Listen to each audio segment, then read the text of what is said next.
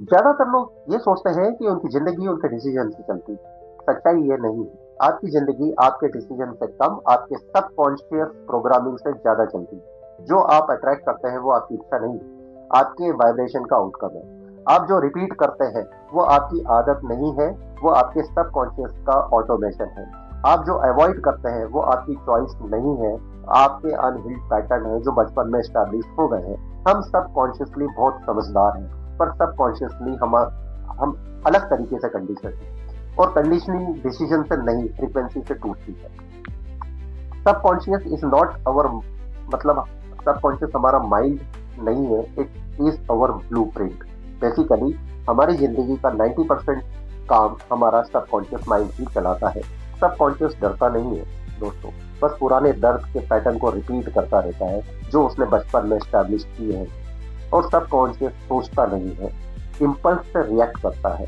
Subconscious shoot नहीं करता, energetically पुल करता है वो सिचुएशंस और उन सर्कमस्टेंसेस को जिसको आप स्ट्रांगली बिलीव करते हैं और उस फ्रिक्वेंसी को आप मैच कर चुके हैं बचपन में। और फिर हम बोलते हैं कि ये हमेशा मेरे साथ ही क्यों होता है, क्योंकि आपका लाइफ स्क्रिप्ट वही है, उसका एडिटर आपने कभी बनने की कोशिश नहीं की। आपको आपकी लाइफ स्क्रिप्ट का एडिटर बनना पड़ेगा, उन नेगेटिव पैटर्न्स को रीराइट करना पड़ेगा जो स्ट्रॉन्ग तरीके से आपके सबकॉन्शियस में फीडेड है। एनएलपी वर्ड्स नहीं बदलता, इनर कोड को चेंज करता है। एनएलपी का असली काम पॉजिटिव सोचना नहीं, एनएलपी का असली काम है नेगेटिव प्रोग्रामिंग का जो मदरहुड पैटर्न बना हुआ है उसको रीराइट करना।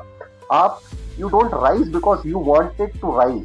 आप आपकी जिंदगी में आप राइज तब नहीं करते जब आप डिसाइड करते कि मुझे राइज होना है। You rise because your subconsciously finally believe that you are allowed to rise.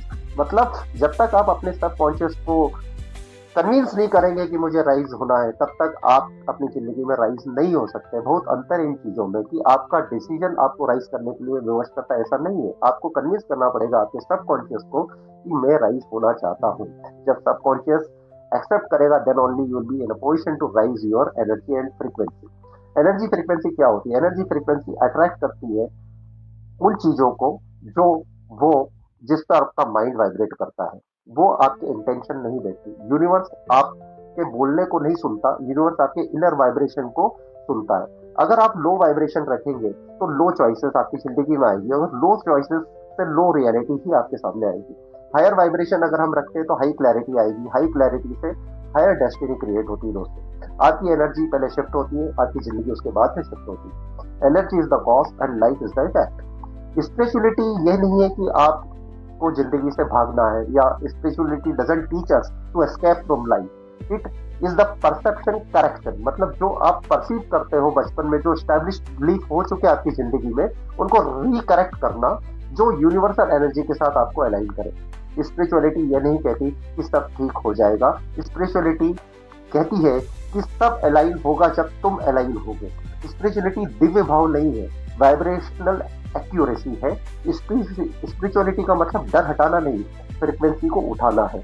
आप ऊपर वाइब्रेट करो, आपकी पूरी रियलिटी ऊपर उठेगी। Universal law are not philosophy, they are physics. Law of vibration क्या कहता है? Everything carries a frequency, you attract your matching frequency in the universe. Law of alignment क्या कहता है? Desire is not equal to reality, aligned desire is equal to reality. Law of inner signal क्या कहता है? Universe आपके action नहीं, आपके intention की सच्चाई बढ़ता है, और इंटेंशन वही सच्चाई बोलते हैं जो सबकॉन्शियस बिलीव करता है। समझने की बहुत आवश्यकता है। कॉन्शियसली आपके इंटेंशन कुछ भी हो सकता है, लेकिन सबकॉन्शियस लेवल पे जब आपके इंटेंशन मैच होंगे तभी आपकी रियलिटी चेंज होगी। अवेकनिंग पॉइंट क्या है? आपकी जिंदगी तब नहीं बदलती जब आप डिसाइड करते हो, आपकी जिंदगी तब बदलती जब आपका सबकॉन्शियसली फाइनली बिलीव करता है कि you are allowed to rise. और यही मेरा काम है, आपको मोटिवेशनल गार्बेज नहीं देना, आपको स्पिरिचुअल फैंटेसी नहीं बेचना, आपको इल्यूजन में नहीं रखना, बल्कि आपके सबकॉन्शियस के सामने वो सच्चाई रखना वो जो वो सुनना चाहता है। पर सुनते ही आपकी पूरी एनर्जी बदल जाती है। मतलब आपको कॉन्शियसली जो भी चीज चाहते हो वो सबसे पहले आपको सबकॉन्शियसली फीड करना पड़ेगी। मदरहुड पैटर्न को चेंज करना पड़ेगा जो बचपन से एक बहुत स्ट्रॉन्ग बिलीफ सिस्टम बना के बैठे हैं।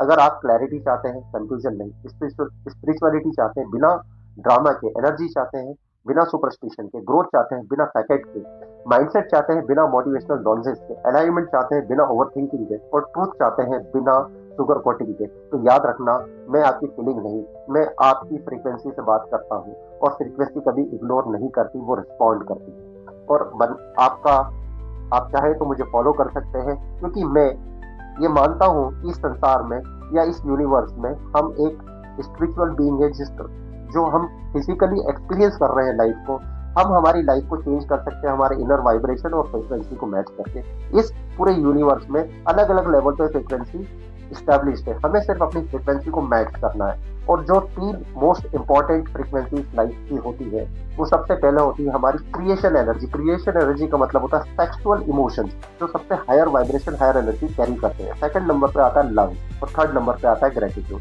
अगर हम सभी लोगों के साथ प्यार से मिले, अगर हम कृतज्ञता की भावना रखें, तो हम वो चीजें हासिल कर सकते हैं जो हम चाहते हैं। धन्यवाद।